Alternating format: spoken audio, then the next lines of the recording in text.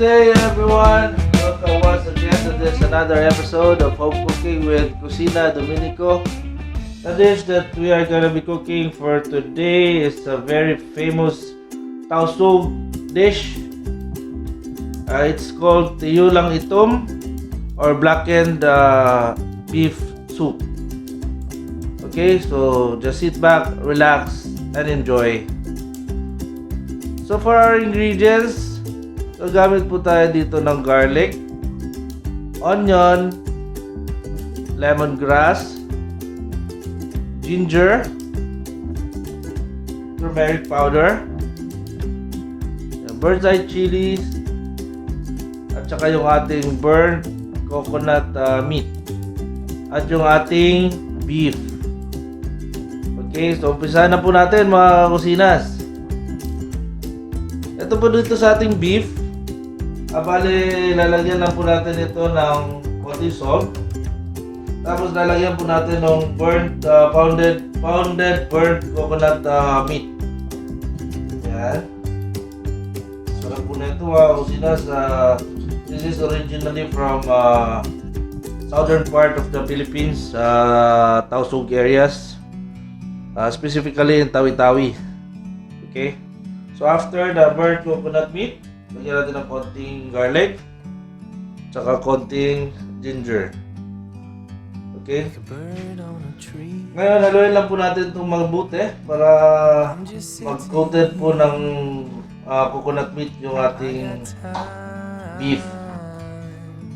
Yan, okay na po siya mga kusinas. So, iset aside lang po natin ito para ma-marinate po siya ng sandali, mga about an hour po. Okay?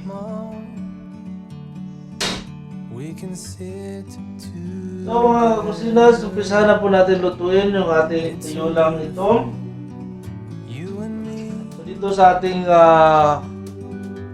clay pot, lalagay lang po ako ng konting oil. Tapos igisa lang po natin yung ating garlic and onion. So mga kusinas, umpisahan na po natin ito. Ilagay po natin sa ating onion. Tapos yung ating garlic po. At lagay na rin natin yung ating ginger. Kaya na natin itong maluto na sandali mga kusinas. Bali, palalabasin lang po natin dito yung lasa ng ating onion at yung ating ginger.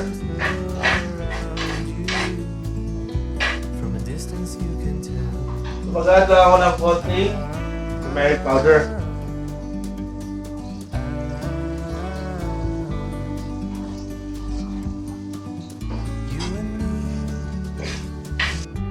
Ayan. Ngayon, okay na po yung ating onion and garlic. Ilagay na natin ang ating beef. So, bale, set aside na po natin ito ng 1 hour. So, ayan. Haluin lang natin mabuti. Bango, wow, tina. Dali mamaya sa sabaw po nito, lalabas po yung smoky flavor po ng ating burnt coconut meat. Yan, so ayan lang po muna nating lumabas po yung liquids po ng ating beef. So tatakpan lang po natin ito sandali. After a while mga kusinas, tingnan po natin, nailabas na po nung beef yung liquids niya. Yun. No?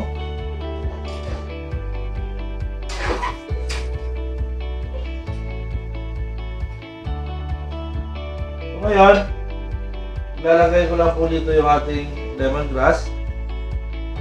Saka optional ingredient po, yung maglalagay lang po ako dito ng beef bouillon para dagdag na rin po panpalasa. Tapos ilagay na rin natin dito yung ating optional ingredients din, yung ating spring onion, tapos yung ating chili. Ayan. Ilagay natin lahat. Haluin na po natin ito sandali.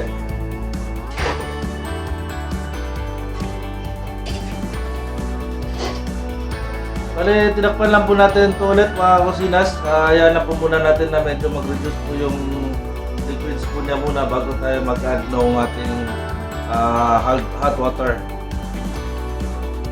So while, check po natin ulit. Ayan, medyo nag-reduce na po yung liquid. So this time mag-add lang po ako ng hot water. So ayan mga kusinas, isisimmer lang po natin ito hanggang sa tuluyang lumambot po yung beef. So tatakpan lang po natin ito ulit. Tapos hinahan ko lang po yung apoy at hayaan na po natin sa kumulo. At babalikan na lang po natin ito mamaya mga kusinas. So back here dito sa ating niluluto mga kusinas after simmering for about an hour and a half. Ayan, malambot na po siya. Actually kanina dinagdagan ko na po ito ng sabaw kasi medyo natuyuan siya ng konti. So ito na po yung final na sabaw po niya. Malambot na po yung ating beef. Ito na po natin ito. Sarap mga kusinas. Yan. So, this is the dish for today from people of Saute, the Tausug dish. So, napakadali lang po at simple lang po siyang gawin mga kusinas. Kaya-kaya nyo po ito. So, sana po nag-enjoy na naman po kayo sa ating handog na recipe ngayong araw na ito. So, para po doon sa mga bago natin subscriber, don't forget to click the subscribe button, hit like if you like this video, leave a comment and share, and you may also click the notification bell for more video updates. Maraming salamat po sa panonood ng Home Cooking with Kusina Dominico. Paalam!